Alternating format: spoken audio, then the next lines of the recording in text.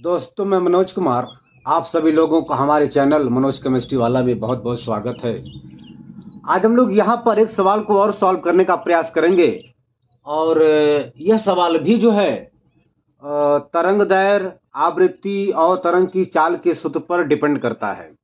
ठीक है ना? तो जो हमने आपको संबंध तरंग की चाल, आवृत्ति और तरंग दैर्घ्य में बताया था, उसी सूत्र के आधार पर यह सवाल आपका सॉल्व होगा। ठीक है ना?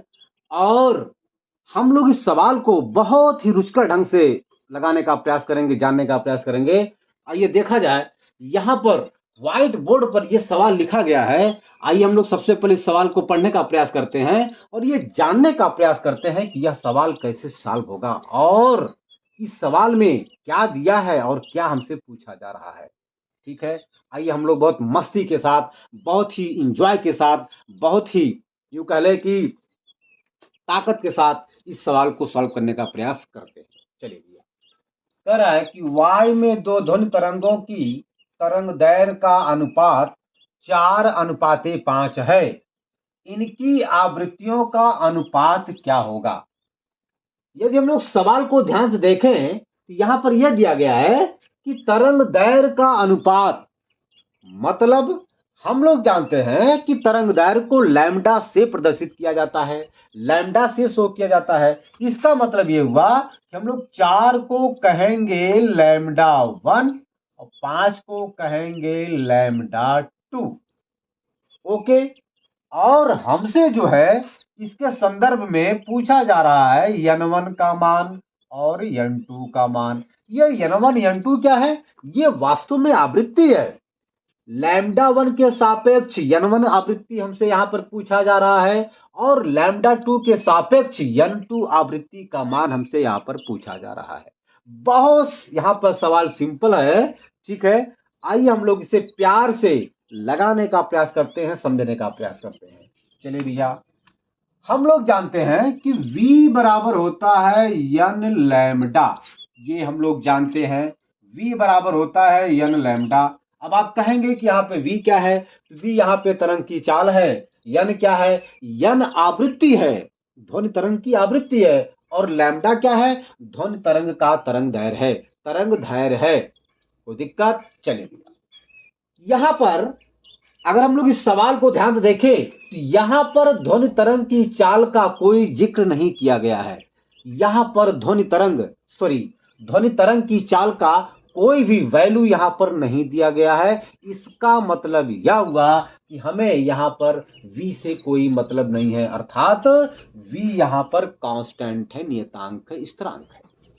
ओके, चलिए भैया, अब हम लोग लैम्डा 1 लैम्डा 2 के संदर्भ में यहां पर हम लोग दो समीकरण बनाएंगे और फिर हम लोग उस दोनों समीकरण की सहायता से n1 n2 के मान को निकालने का बहुत ही सुंदर तरीके से प्रयास करेंगे। मेरे प्यारे बच्चों, अब आप लोग बढ़िया से कॉपी पेन लेकर के बैठ जाइए, क्योंकि यह सवाल बहुत ही रुचिकर है। अब आप लोग इसको ध्यान से देखिए। अब हम इस सवाल को लगाना स्टार्ट करते हैं।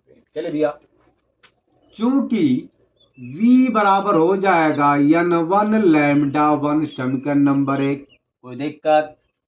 v बराबर हो जाएगा n2 लैम्डा 2, कोई दिक्कत? समीकरण नंबर 2, समीकरण नंबर बेटा 2 की बात करेंगे हम लोग। आप देख सकते हैं कि समीकरण नंबर 1 और 2 का ये बायां पक्ष बराबर है। तो जब बायां पक्ष बराबर है तो दायां पक्ष भी आपस में बराबर होगा, अर्थात n1 लैम्डा 1 बराबर हो जाएगा n2 लैम्डा 2। यहां पर लिखेंगे समीकरण नंबर 1 और 2 से हो जाएगा n1 लैम्डा 1 बराबर हो जाएगा n2 लैम्डा 2। कोई दिक्कत?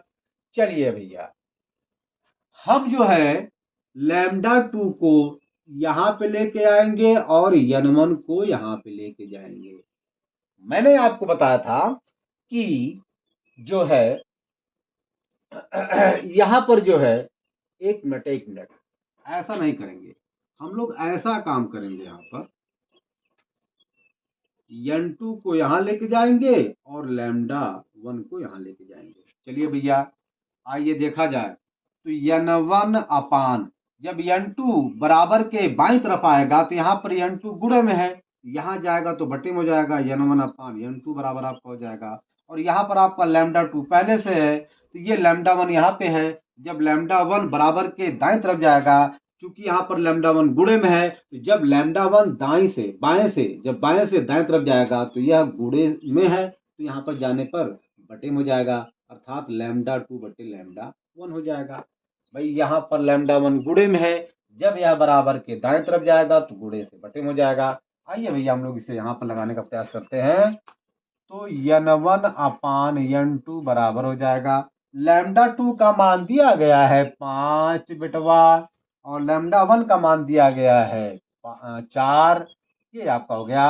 और हम लोग जानते हैं बटे का मतलब भाग होता है, भाग का मतलब बटे होता है, तो हम लोग n1 बटे n2 को लिख सकते हैं n1 रेशियो माने अनुपात, n1 अनुपाते n2 बराबर हो जाएगा 5 अनुपाते 4। ये आपका सवाल जो है आ गया। बहुत सिंपल सवाल है बेटा, आप इसको बढ़िया से नोट कर लीजिए। यह सवाल भी बहुत इंपॉर्टेंट है और इस टाइप के सवाल आपसे कोई कंपटीशन हो, चाहे 9th का आपका परीक्षा हो, सब में पूछा जाता है। आप लोग इसको बढ़िया से लगा लीजिए।